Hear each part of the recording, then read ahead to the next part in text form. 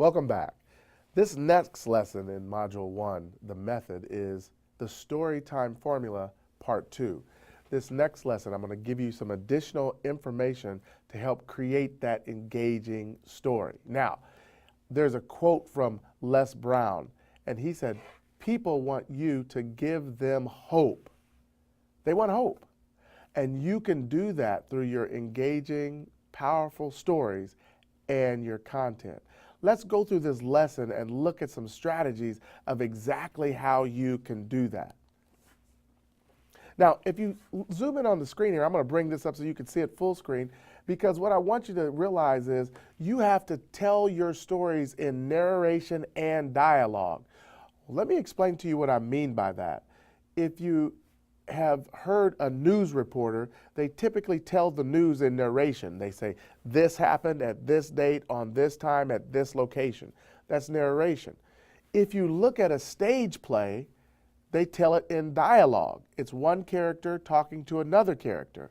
And so the power of your story in the time of the TIME, of the story time formula, is T, write this down, tell it in narration and dialogue.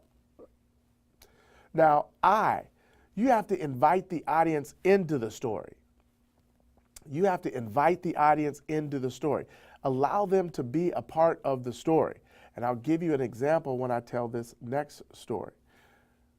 The M, and I don't have it listed here because I want to make sure you write this down. You have to make it memorable, right? If you've ever went to a movie and you left, you're typically telling people about, man, there was a part in the movie where this happened or that happened. You know why? Because they made it memorable. And then the E, T-I-M-E, emphasize key words and phrases. Emphasize key words and phrases. Write this down, T-I-M-E, tell it in narration and dialogue, invite the audience into the story, make it memorable, and emphasize key words and phrases. Now, I don't know if you heard this story, but this is a story of a horse race. And it was interesting because the race took place not too long ago. And it was a big race. They were all ready. They got all lined up. And what happened was, as soon as they opened the gate, if you've ever seen the horse races, they sit closed and then boom, they open the gate and the horses shoot out.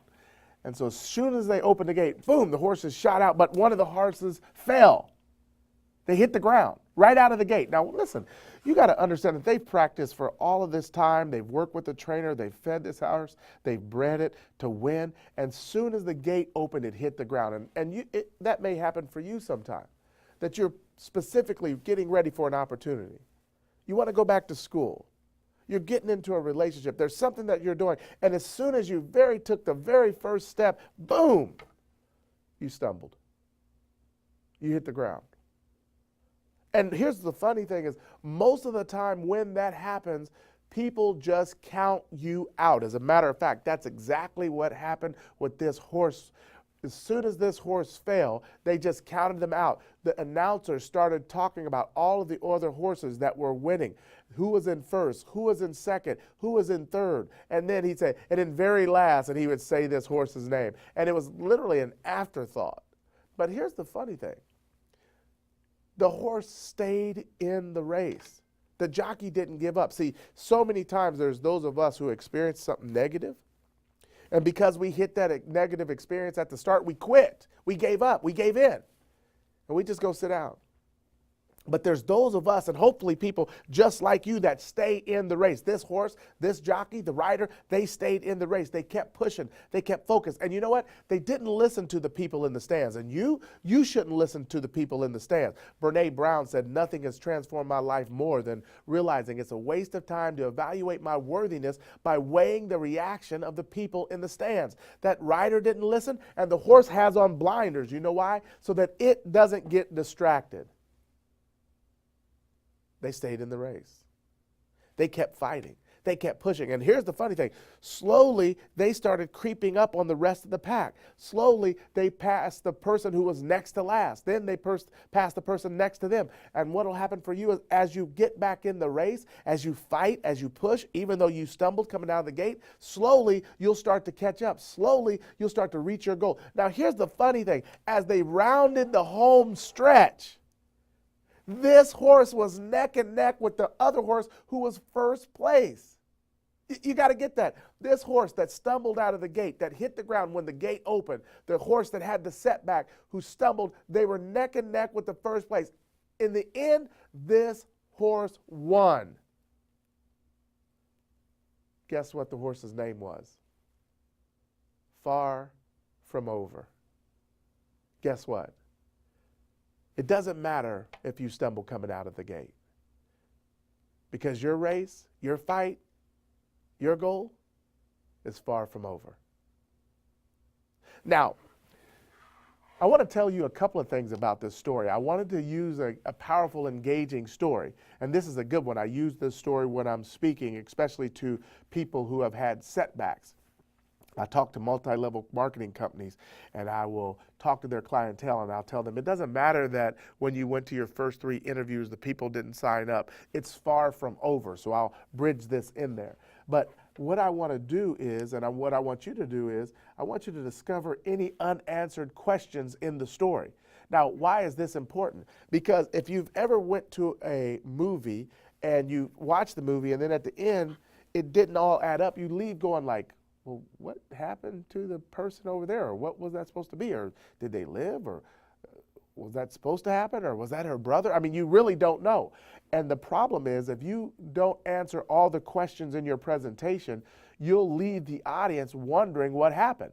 In other words, they won't even listen to the whole story because they'll be wondering what's going on. So one of the things you have to do is you have to finish the story. So I had to tell them that the horse either won or took second or whatever it was. Those are very important things. So what you should do is, as you listen to your stories, record them and listen to them and discover any unanswered questions.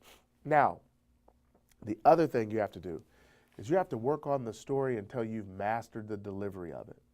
Don't assume that you tell it one time and that's the best it's going to get. You have to master its delivery. And so here's your takeaway. Storytelling can be like a one-on-one show with you and the audience. You can be multiple characters. You can be the jockey. You could be the announcer. You can be the horse. You can say what the horse was thinking. You can be the people in the stands. You can be whoever you want to be. You know why? Because you're in charge. You have the ability to tell it in narration and dialogue. And so sometimes when I work with people one-on-one on their storytelling, I help them master this technique. The benefit is that if you can do these techniques well, you'll make a definite impact and imprint on the minds and hearts of the audience members. How do you do it? By using the story time formula. There you have it. That's the story time formula. STORYTIME. Make sure you write that out. Make sure you use it when you're creating your presentation. Now, the next lesson in this series is focus on the messenger. The messenger, that's you.